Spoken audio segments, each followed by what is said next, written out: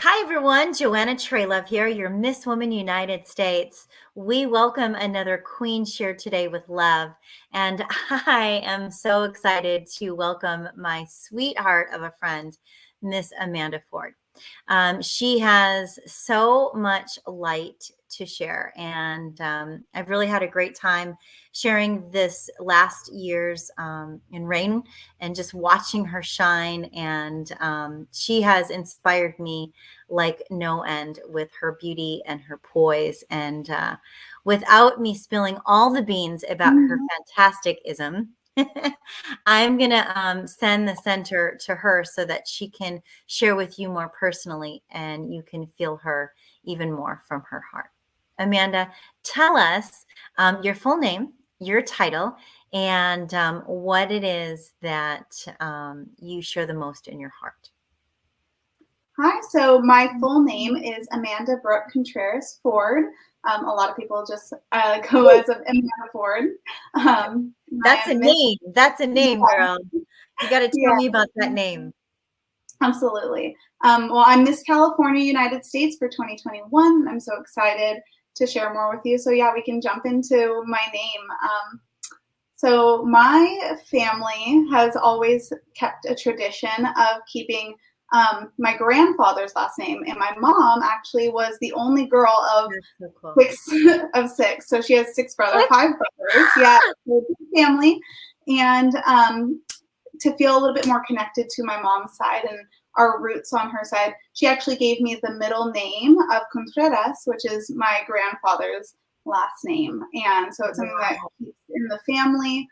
So I kind of have a double middle name, but sometimes it gets confusing because it's not a hyphenated last name. It's actually my middle name. So I usually just go by Amanda Ford, but the name itself is something that's really important to me because it's a family name. It's So beautiful. I keep it with me. Yeah. What is your lineage? What is your ethnicity and culture? Yeah, my mother is Mexican American, and my dad is Irish, German, French, a little bit of a mix of Italian. So I am very bit of mixed. everything. Yeah, a Yes, little bit of so beautiful. I think that the more we pour our cultures into babies, the more beautiful and blessed they are. I mean, you're stunning. You're absolutely stunning. Everything about you. Thank So you. thank you for sharing that grace and poise. And this walk, my girlfriend, you have the beautiful walk I've ever seen. How did you acquire this beautiful walk? Is it just natural or did you have to work at it? Oh man. I feel like it's a little bit of both. I've been competing in pageants for 10 years, so I definitely have that experience of practicing and like really honing the skill. But there's something that always sticks in my mind from when I was in middle school and I used to run track. My track coach used to tell me, "You run pretty." Like I've never seen somebody run pretty. So I feel like there's a mix of like, yeah, I've put a lot of like effort into it, but at the same time, Yeah. I guess there's a little bit of like Like naturalness to well. it. Just, Yes, yes, definitely, definitely. So you are holding the title of Miss California. So that puts you in what age bracket? How old are you? What is your age?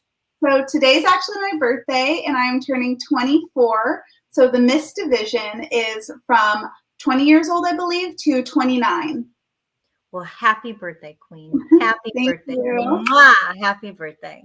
Thank you so So much. I know that you're not supposed to share like a birthday wish, but I know for me, when it's my birthday, it kind of feels like New Year's Eve. It's kind of when I, make some, uh, shifts in my life and look at what this last year was and what I wish for and I'm going to work towards in the new year. Do you do any of that? Do you have any sort of rhyme or reason when it's your birthday?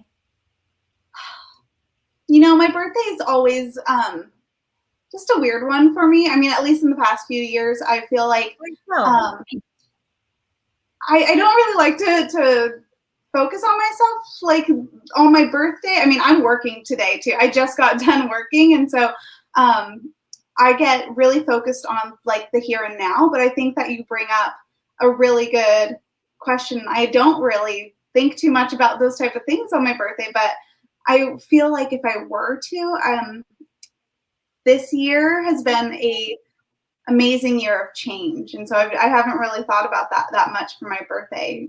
And I started my master's degree. I'm almost finished, actually. Wow, that's a I big got deal. to take the title Miss California. And I think if I were to just think what I want going into year 24 for me, since I'll be finishing my master's, I am looking forward and ahead to actually applying for my doctorate, and going to Miss United States, whatever happens. I think that I'll go into it, I think what you've told me, blessed, not stressed. And I think that would be my birthday wish. So yeah. And so what are you studying? So I'm actually studying behavioral psychology. I'm going to be sitting for the BCBA exam, which is to become a board certified behavior analyst to work with children with special needs, specifically autism, which is where my heart lies, and is the entire the backing behind my platform of autism awareness, which has all been inspired by my little sister, Caitlin, and growing up with her. Caitlin just turned 18, so I've gone through this journey of life with her. And she has a diagnosis of autism spectrum disorder. And growing up with her and seeing how she views the world differently, and how unique of a perspective that she brings, and the experience that I've had with our family and with the community, being able to help her through autism, has really inspired me to take on a little bit more responsibility when it comes to that. I always like to say, I feel like I need to be bigger than big sister for her. And that has basically gone into this passion that has been not only my platform, so my volunteer service, but my education and working as a behavioral therapist, and so in my career as well. So it's kind of been something that's all consuming, and I really have my little sister to thank for it.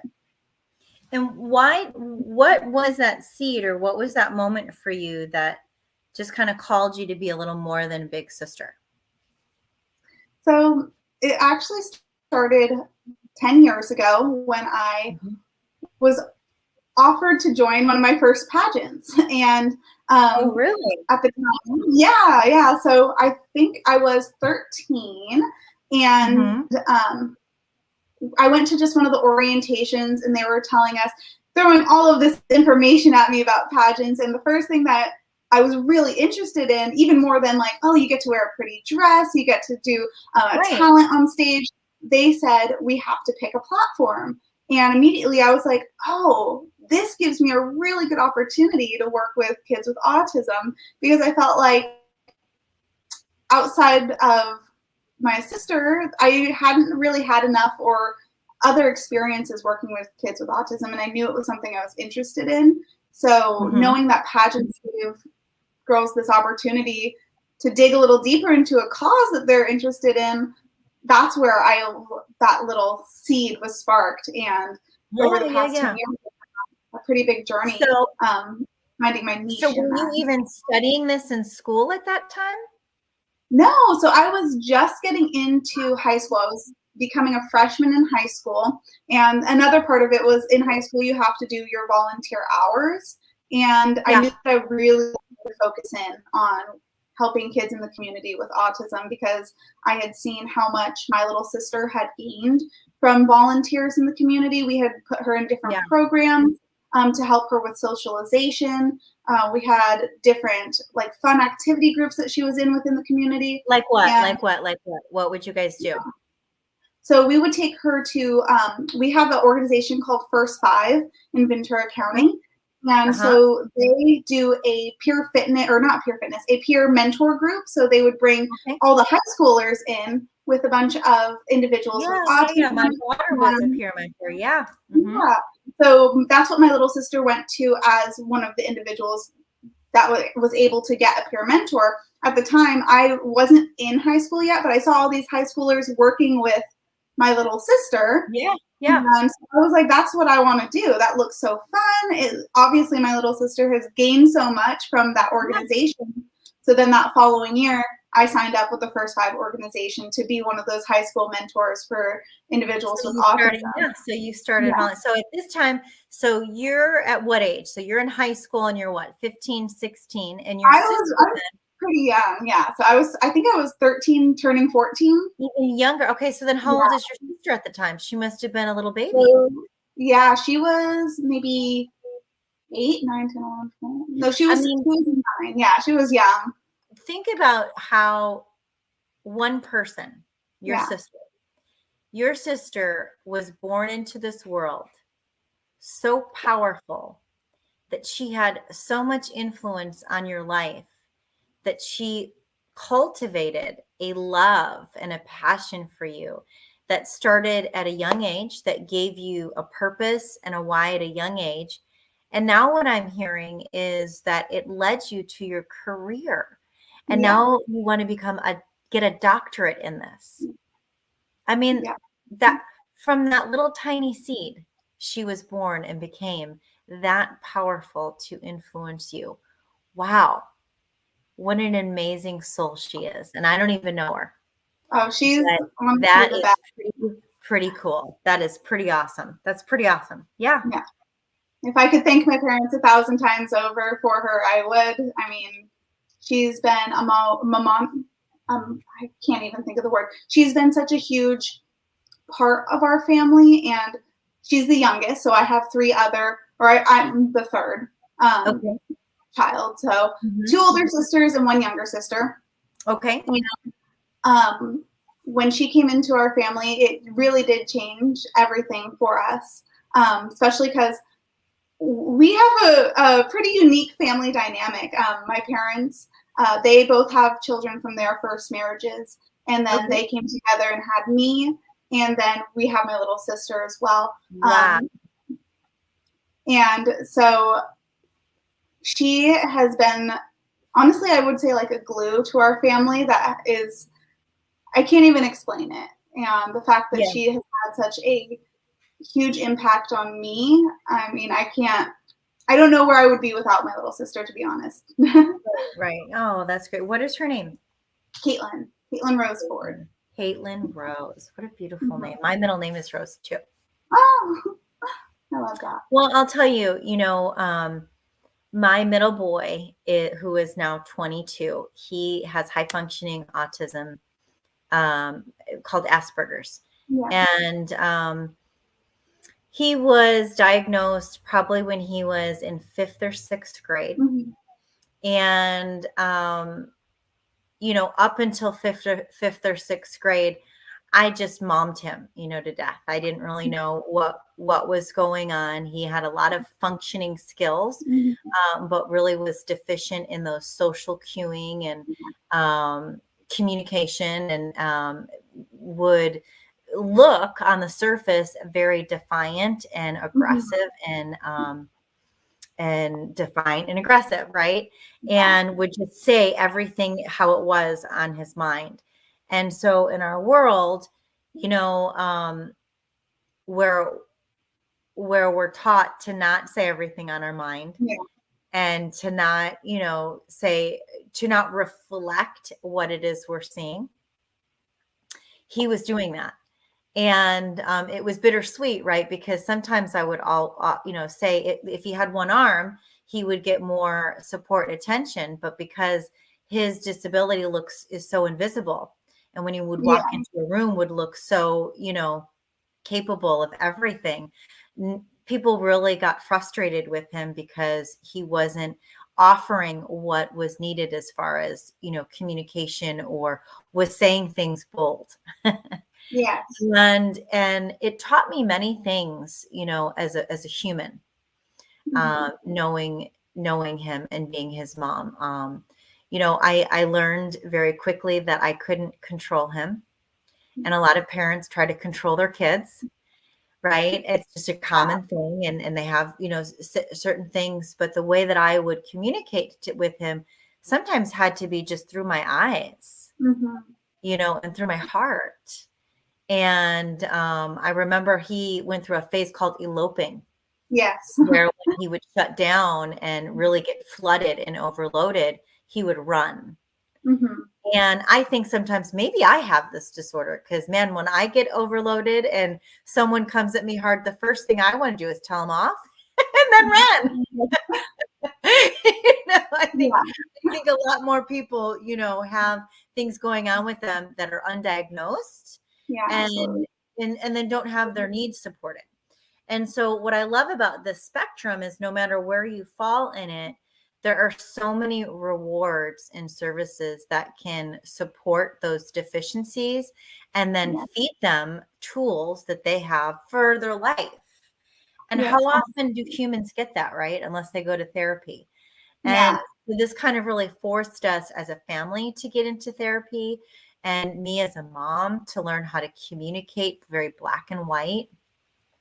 Yeah. But more so, now that I have him as an adult, right? Um, he's the first person I call when I need a straight answer Yeah. That's because I very, know he's gonna tell me exactly how it is without any hidden agenda because they don't understand that. That's the beauty of that. And and I love the bridge that we've created to communicate. I remember when he was eloping and would take off and run, and when he was younger, I couldn't necessarily keep up with him, but he would turn around and look over his shoulder, and I'd be like, "I'm right here," and I would just be running. I'd be trailing him behind him, and I'm like, "I can't go as fast as you, but I'm not going anywhere. So you just run. I'm right here."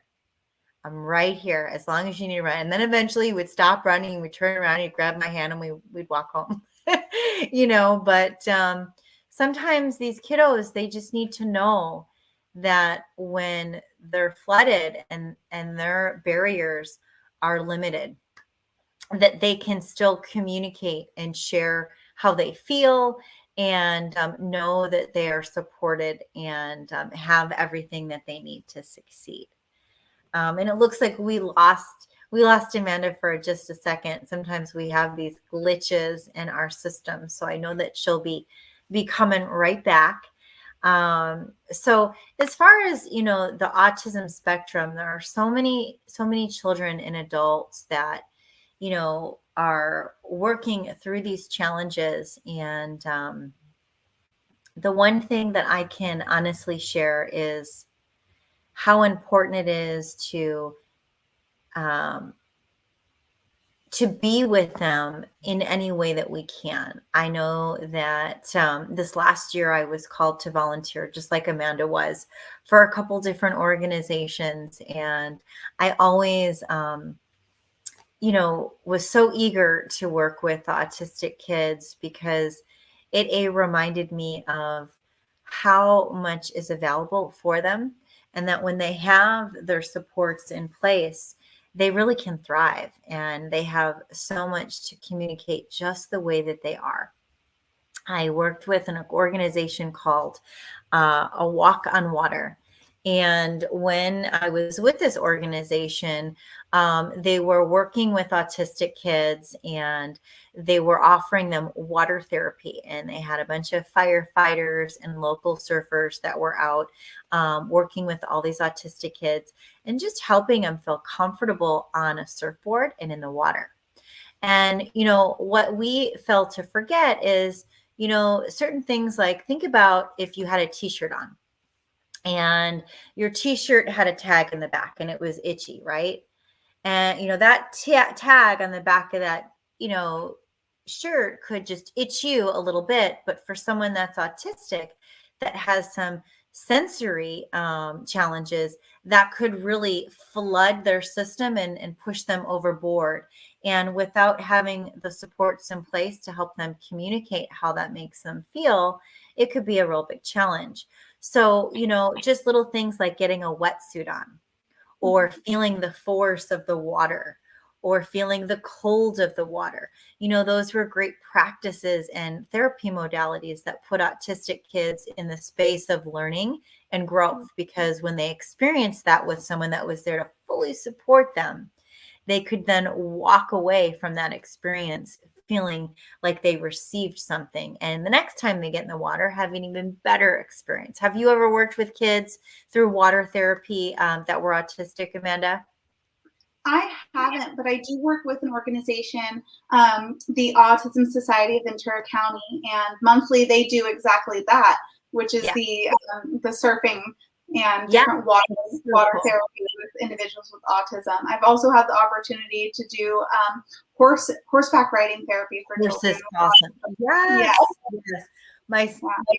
my son, as when he got older, volunteered at a barn for I think like 4 or 5 years, and really it was just brushing him, cleaning him, but having that responsibility and that Mhm. interaction. And the one thing that, is to be learned is horses pick up how we feel. And so horses have this incredible ability to connect with autistic kids and their feelings versus how they appear. And as you probably know, how they appear and what they're showing through their eyes and their face isn't necessarily how they feel. Yeah, absolutely. So horse therapy is an incredible healing modality for our kiddos. Mhm.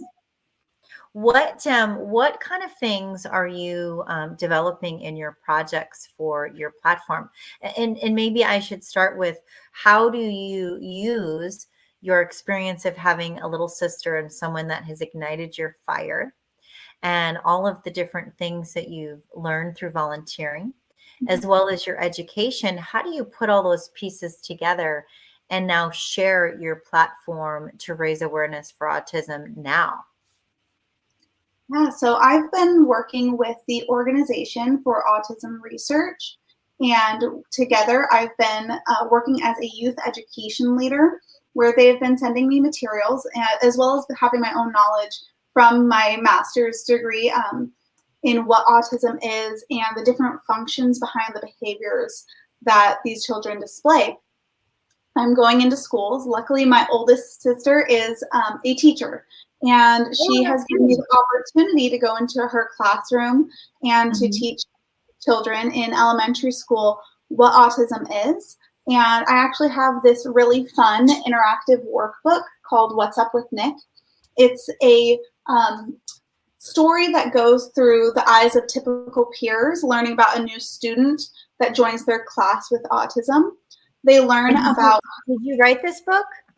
No, this is actually a book that was made by the Organization for Autism Research. I think that it's Okay. a really beautiful way to teach children without feeling like we're talking down to them, or even to classmates that might be in their class that have the diagnosis. It's a really easy way to understand that some children are different and that they should still be treated with the same respect and love and dignity that any of their classmates have and deserve.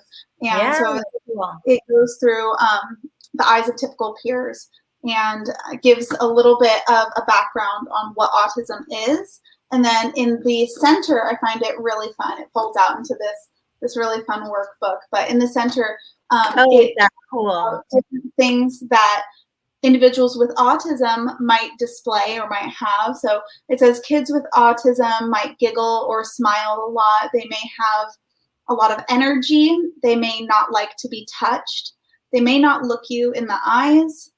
They may know a lot of great movie quotes. That's one of the things that I love sharing about my sister, is that she Love that. knows every single word to the movie Shrek.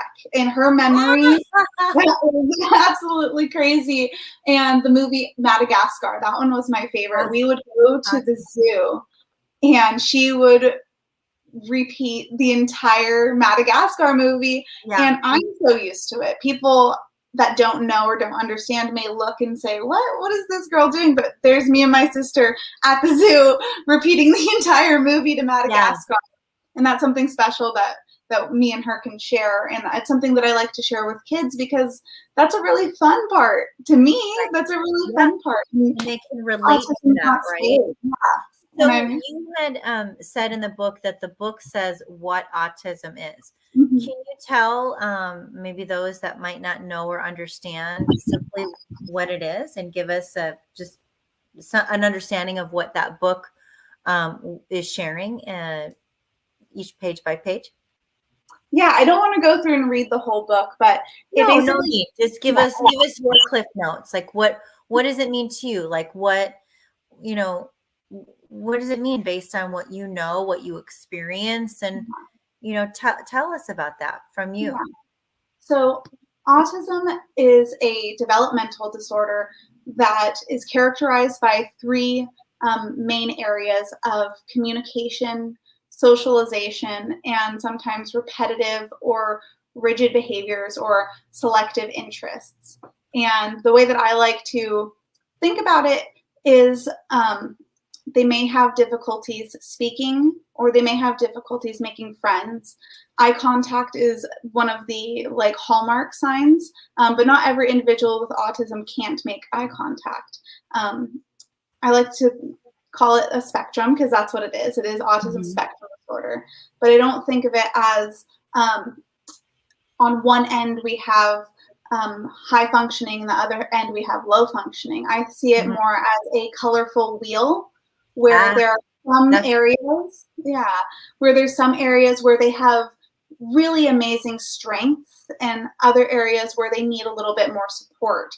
And for each individual on that spectrum wheel, it may look different. There may be really great strengths on this side where more support is needed on this side, and that wheel is going to look different for every single individual with autism. And I yeah. know That's a for great way of I've never seen it that way, but yeah, as you say it, that's beautiful. Yeah, that's and I really think it brings a lot of individuality to each person because I don't know about you, but I don't like to be thought of as either this or that, but right. Yeah. it Yeah. means Yeah. different things. And Agreed. it makes up who I am. And individuals with autism, I believe that that is a part of their identity. And a lot would say that is. And being described as just high functioning or low functioning puts people too Yeah. narrowed down into Yeah, when boxes. I hear you say it, you're absolutely right. I hear that, you know. Um, yeah, definitely. So I love that color wheel. That's wonderful. Thank you for teaching me that. Yeah. So when you work, what is your job entail? What is a day like in the life of Miss Amanda? So, I work as a behavioral therapist and clinical supervisor for individuals with autism, and we work specifically doing applied behavior analysis therapy, or we Hmm. also call it positive behavior support. And Hmm. we go into families' homes. We work one on one individually with So do you do individuals. the wraparound? You're part of the wraparound? Yes, we do a few different services at our company. So Hmm. I actually get to supervise because I was a lead therapist for 4 years. I now get to supervise other therapists, which I love. I love teaching others about what autism is, and I love Yeah. being able to share what I've learned. And so the day to day is in home therapy one on one with a bunch of amazing kids and really helping them achieve the best life possible for them. And something that I really like to stress is that our goal is to not make anybody normal, because what is normal? I don't want to be called normal. I don't think anybody is quote unquote normal, but our Hmm. goal is to make sure Exactly. that these individuals have the tools in their kit basically to live the best life that they can and to have the skills and abilities that give them independence. And we work on that through identifying what their behaviors are and what the function of those behaviors are. And we usually categorize that in four areas of Hmm. access. So we want things, so either access to preferred items, escape, which is usually seen as how you talked about that elopement. So we want to escape from things that are not enjoyable or not as fun in some situations. A lot of kids elope from not just high sensory things, but things that are not preferred. Even things like homework is something that we work on with these kids, like Hmm. chores, we work on with these kids, things that they do in their everyday life that they may need a little bit more support with. We Hmm. also work on the function of attention. Hmm. So some kids, if they don't know how to express and communicate to others, they may engage in behaviors that are not appropriate, like hitting, um, hitting themselves, hitting others, Mhm. screaming, which isn't an appropriate way to gain attention. So we teach them, Mhm. how do we gain attention appropriately? Do we tap? Do we say, Mom? What is the best way for them to gain attention? Because some individuals, they don't speak. So we give them the opportunity to use So tablets. mom, mom, mom, Yeah. mummy, mummy, mom. Mhm. Yeah. Not what movie is that from? What Yeah, show? I know. I know.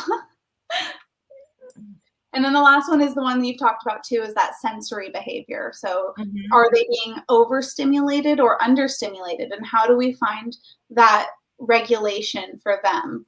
And a lot of kids are seen clapping their hands or running in circles. Our therapy actually does not discourage those behaviors. A lot of therapies may try to stop hand flapping, they may try to stop those self-regulatory behaviors, but what we see that is your body, the body of an individual with autism is searching for a way to regulate themselves.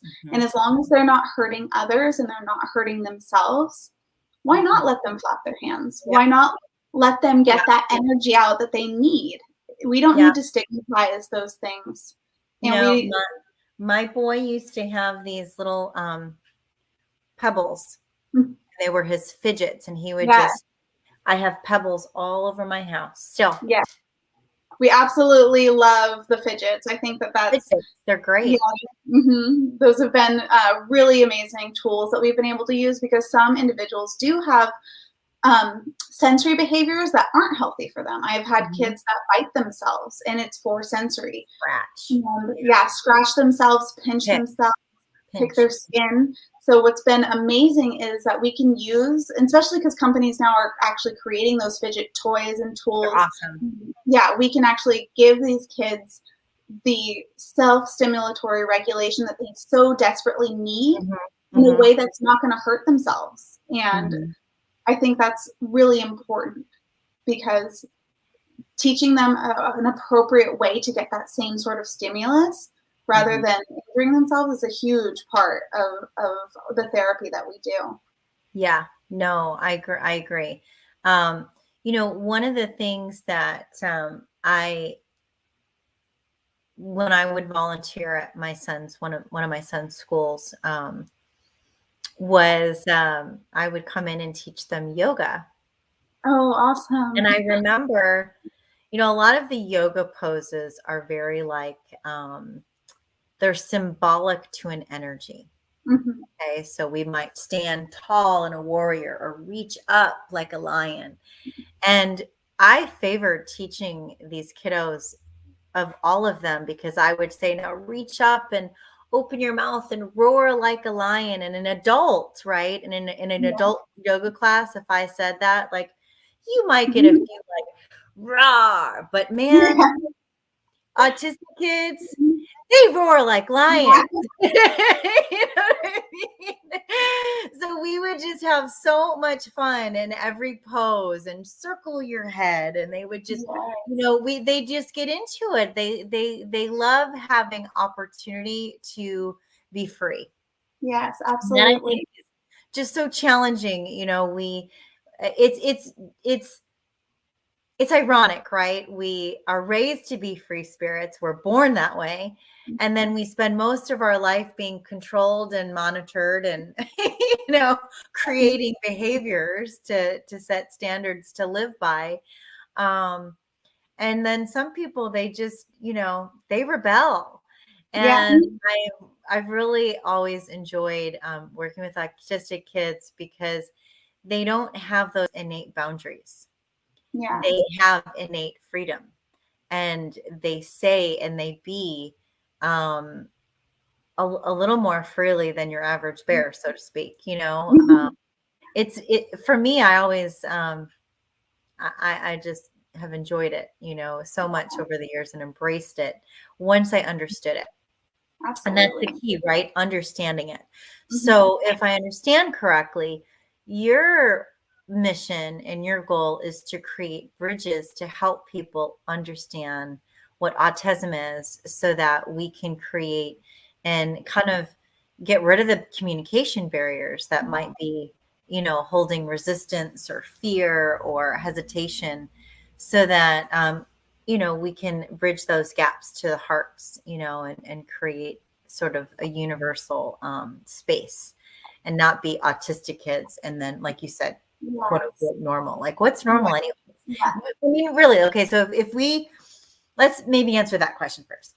If we have defined what autism is, and when you define that, I'm like, well, isn't that everybody? I mean, don't we all have communication, behavioral, selective interests, repetition when we want something? I mean, I've never met anyone that doesn't have those things, right? So if that's what autism means, what does normal mean? Yeah, and that's the thing is I don't think that for us to categorize, let's say, ourselves as normal and say you need to be like us, what is being like us? And you're exactly right. We're What does that all mean? going to have struggles, and we're all going to have areas that we need support in, whether we call ourselves like neurotypical versus being Right. autistic. Like we have areas, we all have areas that we struggle with and need support in, and that goes the same for individuals with autism. And the big part that I really want to share about my platform is I want to teach others exactly what you said, like that individuals with autism are different and not less, and they are just like us. And the importance of that is, to me, is I spend almost every day in therapy working with children on how to socialize with what we call neurotypical people. But when do we teach neurotypical people how to interact with individuals with autism? It doesn't happen that often. And I think about school systems and how they have special education classes and then mainstream classes. Yeah. And there's such a divide there. And that's what I really want to bridge. Because why is it just that individuals with autism are being taught how to interact with us? When, like you said, everyone we all have struggles. And well, and what's weird is, as a mom, when and I think the hardest years for me parenting my son were teenage years, because now he's getting hit with puberty and girls are coming at him hard, and he was like, he didn't know what to do. I mean, believe me, he figured it out, but and kids are going to parties, and they're experimenting with drugs, and they're drinking, and I mean it's part of this yin and yang of just experimenting with life and growing, and your environment. And so I remember working with the behavioral therapist. We had that wraparound program where they came to our house, and he had a lot of, and the crazy thing was they offered all these supports, and I, as a mom, was like, yes, we'll take it. Yes, we'll take it. Yes, yes. I say yes, yes, yes. My son, however, was like, I remember after saying yes and agreeing to all this, he came home from school one day and he's like, what have you done? And I'm like, what do you mean? What have I done? Are you having a great day? Do you have all that support? Like, he's like, no, mom, I don't want someone following me around during lunch. And I don't want someone intervening in the classroom. Like, and I'm like, well, they're invisible. No one knows. They're just there for you. And he's like, really, mom? Really? No one knows. He's like, mom, so sometimes we as adults want to flood these kids with all the supports, but they are trying to figure out what normal is too. And even though we can't define what normal is, like we're saying, they're trying to blend in with whatever is the biggest stat in the society that they're being, raised in. And that's, I think, what is the one common denominator that I see with autistic kids is they will rise or deflate to the population they're in. Yeah. And so it's always important to put them in a space that is going to really inspire them and influence them to receive the best conditioning in those environments, because that's what they're going to learn. And they're smart. And we fail to talk about that. I mean, my kiddo was so smart that the teachers didn't know what to do with him. They would just kept giving him homework. And then he was like, well, that's not fair. Yeah. Why do I have to do? Right? Yeah. But I also remember, one of the greatest therapists that we ever worked with changed me Mhm. forever. And that's why I feel like these kiddos, they have such great influence and impact on our lives. Yeah. Because I'm now an advocate for domestic violence and abuse. And all of the skills that I learned being my son's mom, I use today. Yeah. And that's when someone needs something, sometimes it's hard to do it for ourselves. Yeah. But when someone we love needs something, all of a sudden we have the capability to offer, right? And what opened my heart was I was such a little perfectionist. I was such a little doer. And I was so busy doing everything right and maybe normal to take care of my four kiddos and be the best that I could, that when I was upset or hurt, I just put a smile on my face. And I just, you know, and I remember one of the, I'm not a fan of the word deficiency, but one of the great things that my son learned was reading people's body language. Yeah. Okay. And like if I gave you a dirty look, or I remember, growing up, if my mom gave me a dirty look at the dinner table, I would know to sit up Yeah. straight, stop fooling around. You know what I mean? But Yeah. with my son, if I gave him a dirty look, or if I was yelling and I lost my temper, boy, he let me know what that looked like, Mhm. because he would mock it. Yeah. Mhm. He wouldn't change his behavior. He would take it on. Yeah. So I learned that my anger or my temper was teaching him his too, Yeah. because they're so smart and they're so adaptable to their climates. Yeah. And so he was more likely, if I gave him a dirty look, he was more likely to give it back Yeah. like, why I gotta, Alice. And so that would get him in a lot of trouble, because if he was in an environment like, that was aggressive, in a classroom or whatnot, he was picking up those social cueing. Yes. So I remember our therapist had shared how important it was for me to feel out loud. Yes. And I went, what? Mhm. No, no, no. Society, my mom, you know what I mean? Yeah. Like everyone taught me, like, you put a smile on your face, you put your chin up, suck it Yeah. up, buttercup. You don't show everyone how you sweat. You don't show everyone all your feelings. You keep calm, carry on, and do what you got to do. And what I learned through being a mom to someone that, was on the spectrum, was that in order to teach my son how to express his feelings, I had to show him how to feel. Yeah. And so when I was having a bad day, it didn't serve him to pretend that I wasn't.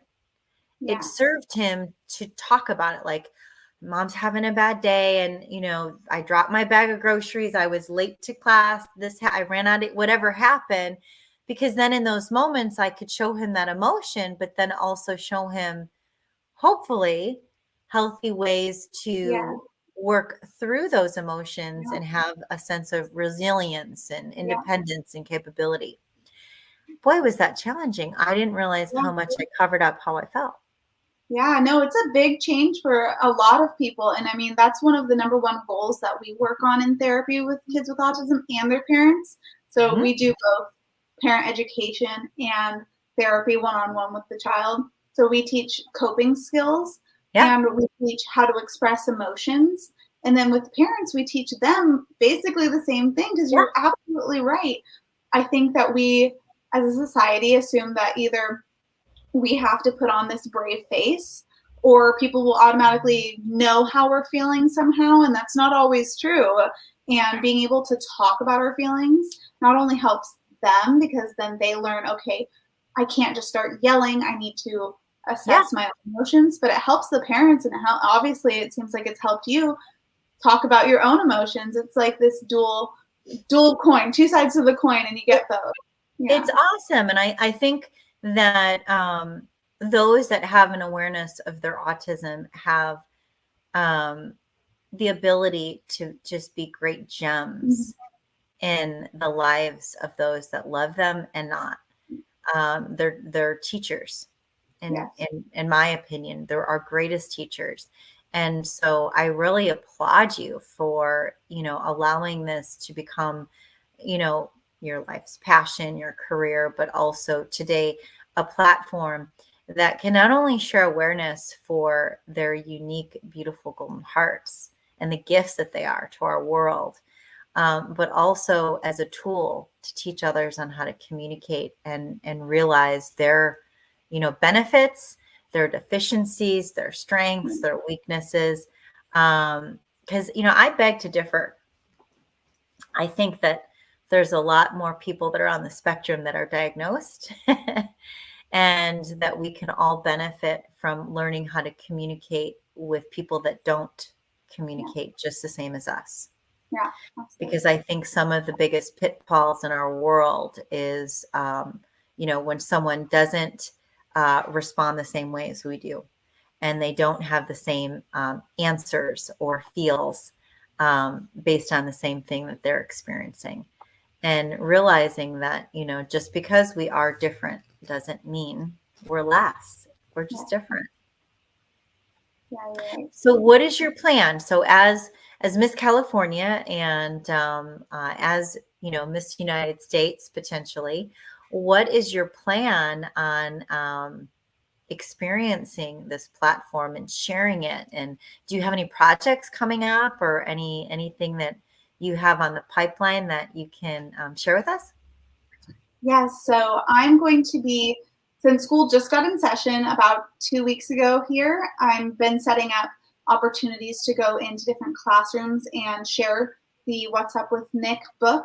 So I'll be starting that soon. I'll be taking both the opportunities to do it virtually as well as in person in local schools. Yeah. And on top of that, the big event that I'm really working towards is in April because it is Autism Awareness Month. And I will be working with 3 different organizations. So the Organization for Autism Research, they have their yearly autism run, which I'll be fundraising for, as well as working with the Autism Society of Ventura County. And last year, I was actually their #1 fundraiser for the Autu Run last year. So I'm hoping to do that again and beat our last year's fundraising goal. Yeah. Yeah, and then the last project I've been working on is working with Best Buddies, which is an organization that works with not only individuals with autism, but different individuals with special needs. And I've actually been doing an interview training course, so I'll have individuals that work with Best Buddies call, and we'll do mock interviews to help those individuals with special needs get some opportunities to have an interview while they are out searching for jobs in the workforce. Oh, wow. So, okay. So first of all, 2 questions just came up. Do you ever get to volunteer with Caitlin? Do you ever do any volunteer fundraising with her? Yeah, we used to. And every year she is our team captain for the Autu Run and the Autism Run. So she always, she does those with us. But she's just starting college this year. We're so proud of her. So I'm assuming she's going to be busy. Oh, that's so rad. So what does that look like? What is she going to study? Where does she go? What does that look like and feel like? How is that progressing? So awesome. Yeah, it's been a huge change for her and for my family. Getting out of high school and starting college. She's at our community college in Moore Park. And right now she's really interested in music. She did choir all throughout high school, and that's something that really helped her get out of her shell. Music was something that really brought life to her. It allowed her to make friends. So right now she's kind of studying music, but we don't really have, and she doesn't really have an idea of what she's going to be studying yet, which is perfectly fine. We're just so happy that she's just able to get to class and enjoy it, right? Yeah. No, seriously, and I don't know what your opinion or your feels are on this, but I always see so many thoughts going through their mind at once. Yeah. that I have so much compassion for the moments when they reconcile to just focus on one thing. And so when you say we're just happy that she is, committed to being in a certain place and, learning, that's a beautiful thing. That's a beautiful, beautiful thing. Very good. Well, my prayers to you both on that. Wow, is that cool? Thank you so much. And you had mentioned in the work field, does she have a job? Do you help other kids get placed in jobs? What does that look like? So we're hoping that she will have a job, but I think that we're going to try to take it one step at a time for her. So college is where she chose first. We gave her the option. You could totally work or you could go to school. It was up to her, and so she picked college. And in the future, whenever she's ready, then we'll help her get placed at a job as well. And with the Best Buddies organization, I don't work directly with job placements, but I do more of helping with mock interviews for those individuals so that they feel like they're ready to go out into the world and try to get those jobs and Yeah. get ready for those interviews that they'll be having. Amazing. Yeah. Very, very good. My son ended up in working in sales, and he's really big on numbers. Like Mm-hmm. man. And he will call me and we'll talk, and he will have a goal and an understanding of how he can reach that goal based on X, Y, and Z. And because he has a goal and a mission, he doesn't see anything until he reaches it. And I swear that's the secret to his success. And Yeah. I'm so grateful that we never cramped his style, and that we cultivated and enhanced his learns and his feels, because I knew that some of those ingredients, just like what I shared, was going to be really embraced as an adult. And it makes me so happy to hear about your young adult, little sister, and to know that these kiddos who are really going to be part of our future generation are being embraced as much as they are. It's so important. So important. Yeah. So what are your goals with the schools this year? I know that you had made mention that you're trying to bridge the gap with communications and for, all those reasons. Like, what is your first, you got this book and you're going to share it. And if you could, take your magic wand, Amanda wand, and just feel all that love, what would be your, what would be your wish for sharing and doing this? What would be the most amazing miracle to happen? Yeah. So while I'm going in to teach about what autism is, the real goal is that I hope that all these children walk away with the ability to just accept those that are different than themselves, regardless of if the individual has an autism diagnosis. That acceptance and openness to others is something that all of these children that I am able to interact with take away. And it's really important to me because a really staggering statistic is that 64% of individuals on the spectrum are bullied in school, compared to what is that percent? 64% of individuals with autism, compared to individuals without autism, it being, I think, about 12%, or at least compared to the neurotypical siblings of individuals with autism. I know my kiddo faced it big time. And because his response, always was to be aggressive, like that didn't work out, especially in high school. It was tough. Yeah. It was tough. So if I could wave my magic wand, it would be to lower that statistic, and that these individuals in the classrooms are becoming more accepting of people that are different, and that hopefully it just lowers bullying in general, and not just for the autism community, but that these individuals can realize, that these students can realize that people are going to be different from you. Everybody's going to be different from you, and to accept others and to learn from each other is probably one of the best gifts that we're given in such a diverse community. It sure is. To learn from each other is truly the best gift. I'm writing all of this down. Um, and I always, my takeaway was I say to my boy often, most people don't learn what their stuff is, their stuff, Mm-hmm.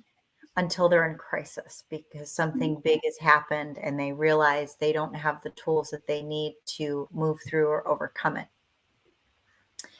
And I think that when we discover these things about our kiddos when they're young, they hopefully, we hope, right, have services that are driven to support them as they grow and change so that when they become adults, they have enough tools in their toolbox to utilize and get them through life. And I think that is such a positive impact and such a blessing because they know their stuff and they have tools, right? Yeah. And sometimes I think they're better off than most. Yeah. So on that note, I would love to invite you to join me in a little prayer or a blessing and to just spread some love and to maybe wave that magic wand and spread some sugar all into the hearts of those that you wish for the most. And I'm going to just give you this opportunity to lead us in that light and with that blessing as you would.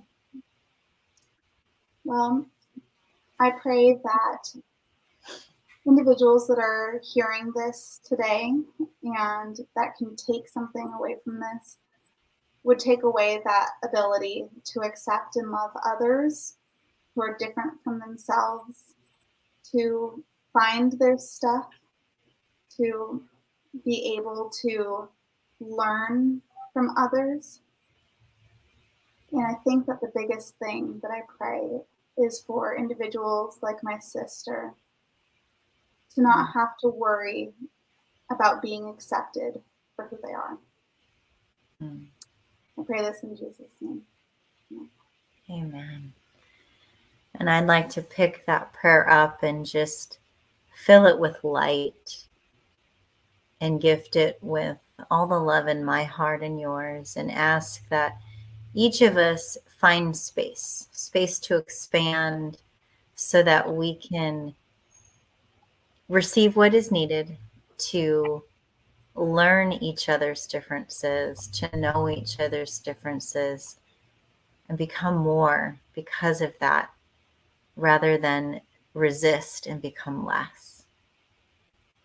And I ask that all the blessings, all the magic, all the love in the world be just melted and deposited in all of our autistic children and adults of our world so that they may know from a place of knowing how special they are and how loved and supported they are. Let us take a deep breath in. And as we exhale, just deliver that peace and reflect that light. And as we open our eyes in this space, I hope you and I can see with so much more beauty and faith, and the rest of this world can feel that energy reflecting to them from our hearts. I have a feeling, Amanda, that when you walk, it's so much more than practice. I have a feeling that you walk in the faith and in the light of the gift that God gave you, which is love. Thank you for being who you are, because it is a gift and you are a gem to me and so many. And I wish you the very, very best in your journey.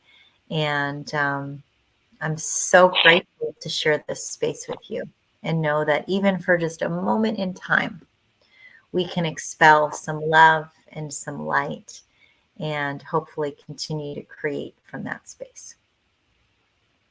My name is Joanna Treylove, and I'm so grateful to be here with Miss Amanda Ford. And we are here to spread the love with another Queen Share. And thank you so much from the bottom of our hearts for tuning in and being a part of something that's a little more than you, me, and anyone. It's something that God has gifted us with, the ability to shine.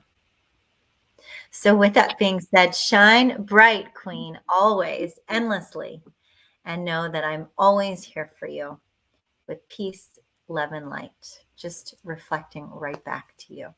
Thank you so All right, much. right. That's all for now. Thank you for joining us on Queen Shares. We hope you have a beautiful and blessed day. Mwah. Bye, everyone.